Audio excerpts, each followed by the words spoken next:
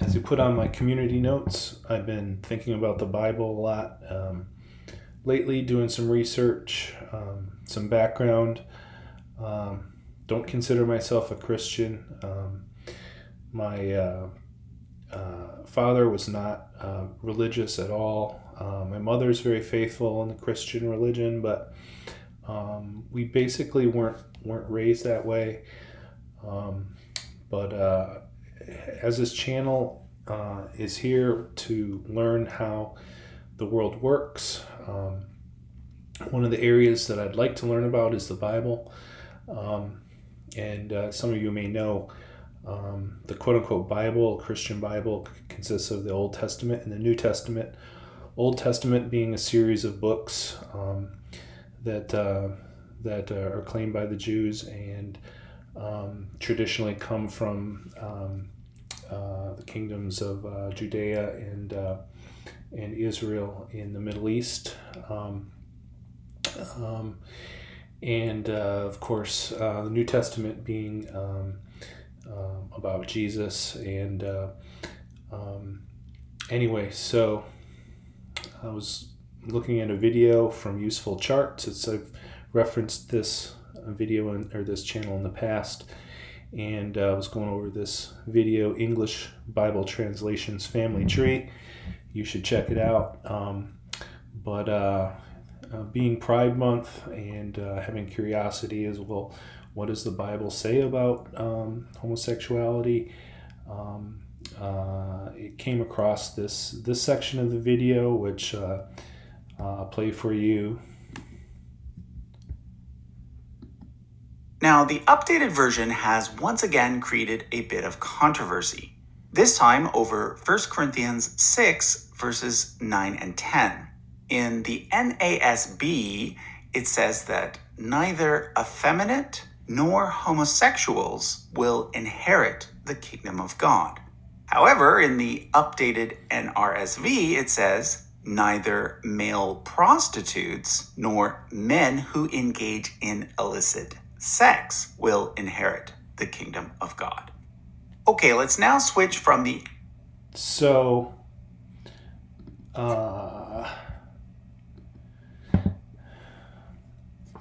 in his channel, you can download and actually purchase this this family tree of Bibles, and it's pointed out that different congregations use different versions to basically back up their way of thinking of how the Bible is supposed to be. Of course, the old Bible was the Old Testament. The Tanakh is written in Hebrew, is written in Hebrew, but the New Testament, of course, was in Greece, because that religion was based in Greece during the Roman Empire. But anyway, so it's got me curious what each of these different Bibles say about that particular passage in 1 Corinthians. And so Paul, the founder of Christianity, wrote a letter to one of the churches in Corinth, in Greece. I had a map of it, I see, which is right here.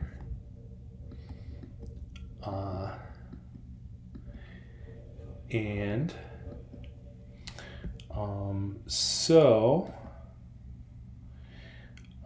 there were some other videos that came out. I posted in the community notes a video from Dan McClellan.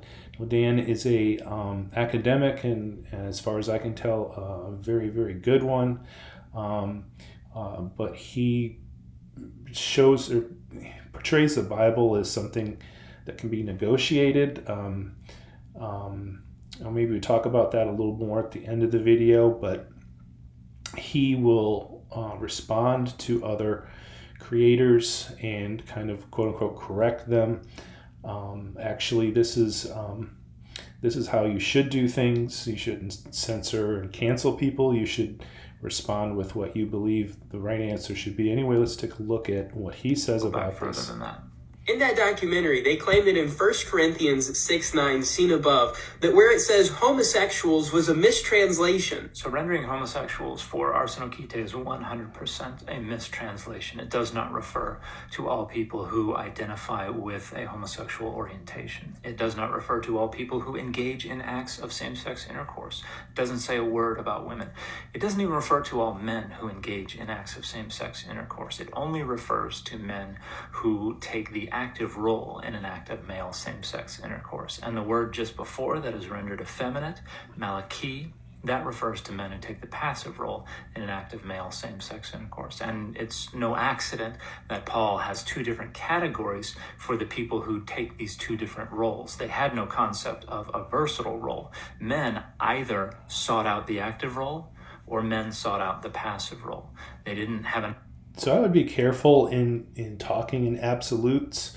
As another video I'll show you, humans are humans, and they're going to do things a certain way. And yes, culture is different. It was very different back then. But anyways, finish up. An understanding of those who sought out both, because their understanding of sexual desire and its motivations were entirely alien to our understandings of sexual orientation today. And these two different roles were understood to be motivated by entirely different impulses of different degrees of deviancy and acceptability within society. They say this because the author, Paul, used a word that had never really been seen before. That is absolutely not why they say this. Arsenakotai, which is actually just a combination of two Greek words, arsen, meaning male, kotai, meaning lying. Combining the two just means lying with a male. Okay, so, I did some research on those two words, and actually some different congregations have different explanations of those two words, which are used in the passage. So this site is Whosoever Metropolitan Community Church of Philadelphia. It seems to be a black church, but this is their explanation of that section. No femmes, no fairies. The word sometimes translated effeminate, homosexual, and these passages are obscure and difficult to translate. First word identifies someone who's morally weak and has nothing to do with Nelly gay men. Second word probably means people who use power to obtain sex. Though the word is rare, that a confident translation is impossible, neither word refers sexually to gay men or lesbians. So, of course, those are terms of today. In this passage, there are two key phrases relevant to our discussion. First, there's a reference to effeminate persons, which is often viewed as a reference to Nelly gay men. So I think effeminate was added in the King James Version. In truth, however, the Greek word translated effeminate in verse 9 is quite broad. The word is malakoi, literally means soft.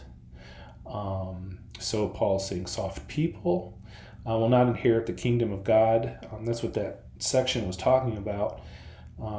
Since we know Paul was not talking about the Pillsbury Doughboy, we have to ask what he meant. This common Greek word had different connotations depending on the context in which it was used.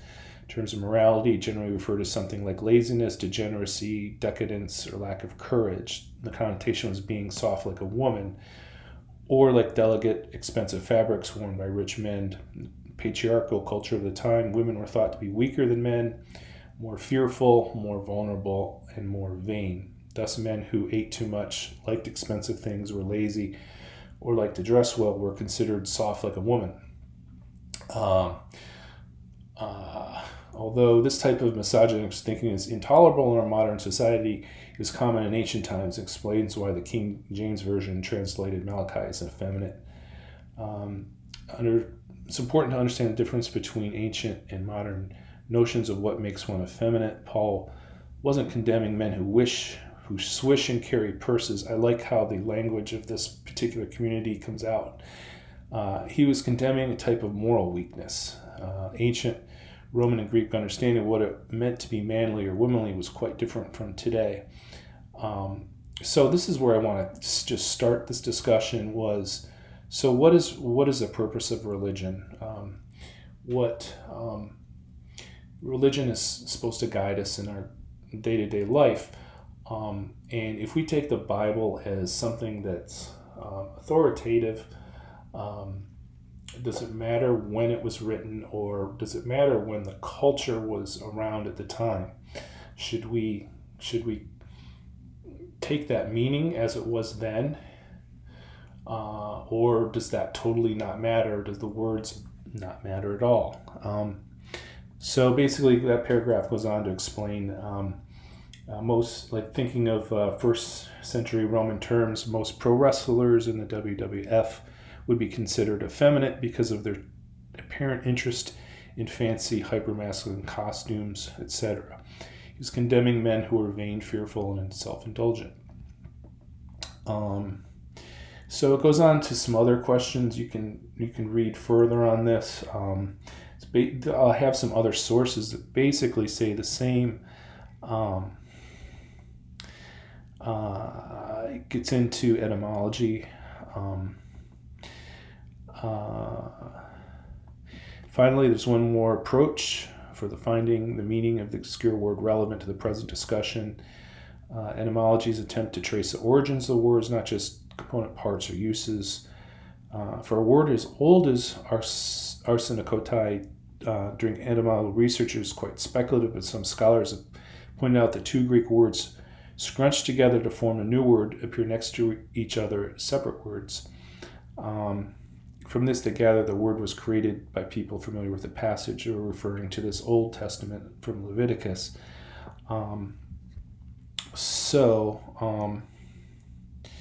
This is what their conclusion was. Given the existent state of literary evidence, it is impossible to know whether Paul was intending to refer to Leviticus 20, or was using the term more broadly to refer to a man who aggressively forces himself on another. So, you could take, so there's a range.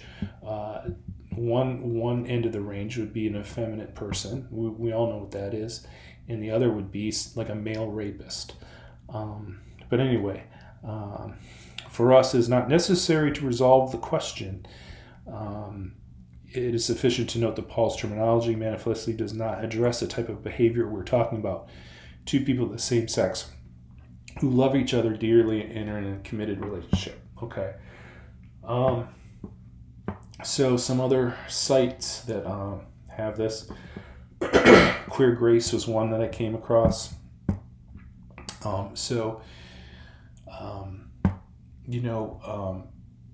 Christianity, if you ask me, just someone who's just, hardly any education,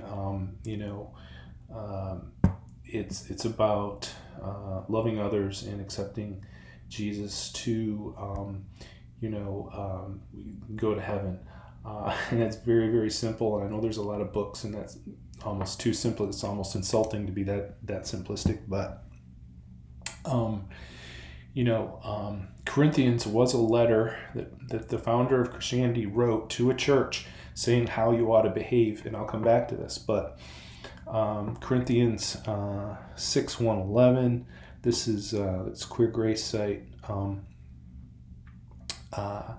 Urges the Christians of Corinth not to sue each other in secular cults. Paul asks why legal disputes among believers cannot be settled internally. He reminds the Corinthians that the ranks of the unbelievers are filled with sinners who will not inherit the kingdom of God, and he specifies a few of their specific sins. In the sin list, he includes the term Malachi and arsenakotai. The meaning of these words is contested, as we will explore below, but in modern times they have frequently been interpreted to refer to men engaged in homosexual acts. The modern consideration of this passage focused mainly on the question of homosexuality rather than lawsuits before unbelievers, speaks eloquently the way readers bring their own values and ideologies to the Bible. This author asks in an essay, Biblical Ethics and Homosexuality, how do we decide that Paul's central point in the passage is no longer relevant, but that of a peripheral reference is? What do the words mean?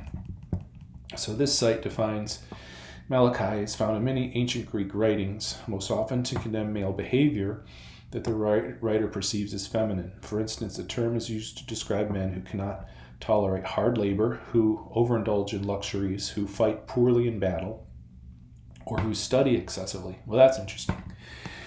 In short, it means men who partake of some form of femininity. And in ancient Greek world, to be feminine or female was to be second class. A man who willingly engaged in feminine activities, including studying too much, was condemned. Early translations of the Bible generally gave Malachi a meaning that was reasonably close to the Greek intention, denoting weakness and effeminacy. So at the very least, if we take the original, what they say the original meaning is, that it is to be condemned, someone who is weak and effeminate. I don't know. The well-known King James Version translates it as feminine, and the New American Standard maintains that translation. Starting in the mid-20th century, however, translation of Malachi abruptly took on a narrower focus, referring specifically to sexual behavior. More recent translations, the word is rendered as either male prostitute or the recipient of male anal sex. NIV combines the two words, translates both together as men who have sex with men. Shift ignores the diverse contexts in which Malachi is used in ancient Greek texts, including some in which the men to whom it is applied are using makeup, jewelry, or perfume to make themselves more attractive to potential female sexual partners. Arsenakotai, the word arsenakotai appeared in no text dated earlier than 1 Corinthians. Subsequent uses of the word Greek texts often refer to 1 Corinthians, nearly always in lengthy sin lists, and supply little additional context to clarify the word's definition. It may have been Paul's own coinage, combining the words arsen, meaning male, and koites, meaning bed. Greek words did exist to describe men engaged in sex with other men, and Paul chooses not to use those words, which may imply he meant something different. Biblical translators have typically guessed from the two root words that compose arsenakotai and reached the conclusion that the word denotes homosexual behavior. Translations have ranged from the ambiguous to the highly specific. So we talked about this. So there's a section in here about sex between men in the Roman Empire. There's another video I'll show you that popped up earlier. You probably had a peek at it, but don't go away. So here's another site that explains it. This one's a little bit shorter. I'll put these links in the description. Another reference to soft. So let's see, where do I go here? Here's another site that kind of takes an opposite view. So this would be a more conservative view. This site is gotquestions.org. In 1 Corinthians 6, 9, 10, Paul lists some sinful lifestyles that give evidence that a person is not saved. Do you not know that wrongdoers will not inherit the kingdom of God? Do not be deceived, neither the sexually immoral, nor idolaters, nor adulterers, nor men who have sex with men will inherit the kingdom of God. In other words, practicing unrepentant idolater, adulterer, or homosexual is fooling himself if he thinks he's going to heaven. Christians are saved from such sins. There are some interpreters today who object to lumping homosexuals in with other sinners listed in this passage. The wording, men who have sex with men, is unclear. They say they should not be construed as a combination of all sex activity in an attempt to make homosexual behavior compatible with Christianity. They attempt to redefine the Greek word. The phrase men who have sex with men, translated homosexuals in the NASB, is translation of the Greek word arsenakotai. Those who object to translation say the arsenakotai does not refer to all homosexual relationships, but only those involving abuse, coercion, and unfaithfulness. They say the word does not refer to loving, faithful same-sex relationships. Arsenakotai is a compound word, arseno for the word male, kotoi meaning for the word mat or bed. Put the two halves together and the word means a male bed. That is, a person who makes use of a male-only bed or bed for males. And truthfully, that is all the information we need to understand the intent of 1 Corinthians. So it goes into more description. Basically, this is saying, it's interesting to note at this point here that arsenakotai was not a common word in the Greek language to refer to homosexuality.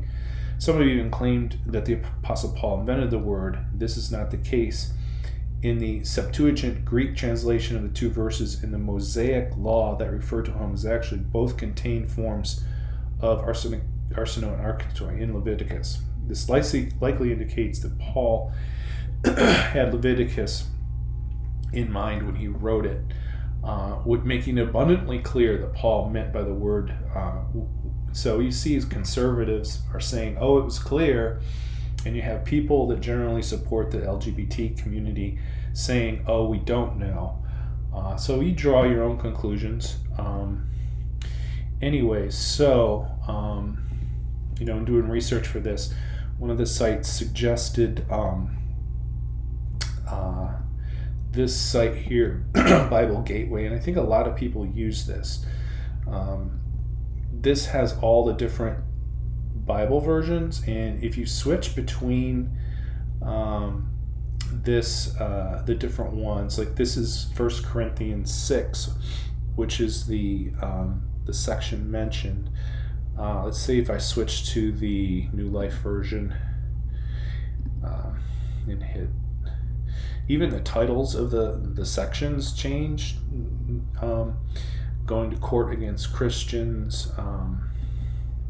And you can look at the different translations that each one of these use and refer back to the Useful Charts video to get an idea of where different translations came from. The King James version is the one that has all the these and the thous, and some of these different versions are more readable in today's English. So, if you look at this right here, the language is kind of the language of the time. So it's the format of the sentences and the words they use. But anyway, let me see a good one to choose. Oh, I should have noted it. Let's say this one right here.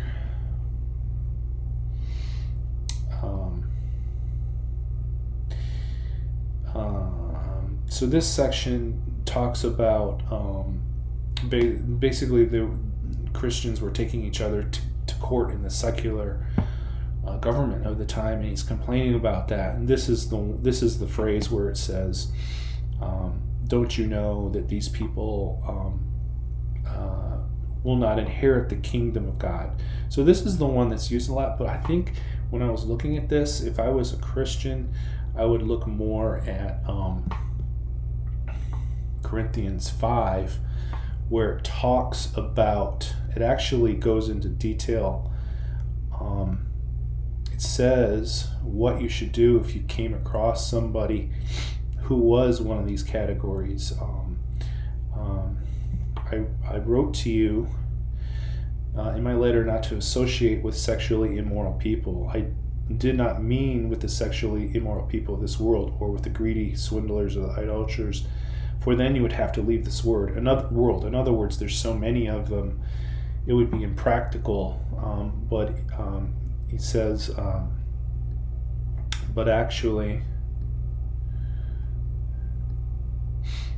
I wrote to you not to associate with any so-called brother if he is sexually immoral person, or greedy, or idolater, verbally abusive. I think in one translation, one of the early ones, I saw one who curses, or is habitually drunk, or swindler, not even to eat with such a person. For what business is of mine to judge outsiders? Some of others say, well, it's but those who are outside, God judges. So this section here is basically saying, if you're a Christian and one of these, you meet one person in your own congregation that's doing these things, kick them out. You're not welcome in the church. So it's interesting. This section here to me would be how Christians should behave towards others. And by the way, do not use this to harass anyone. I think you should treat people with respect and kindness. I think that's probably one of the main lessons of the Bible. Aside from helping the poor, I think that gets less attention, and some of this homosexual stuff it's a minority in the Bible. Most of it is, treat the poor well. But anyway, that's my take. Let me know what you think. Put some crap in the comments. Get it to pick up in the algorithm. And until next time, brain out.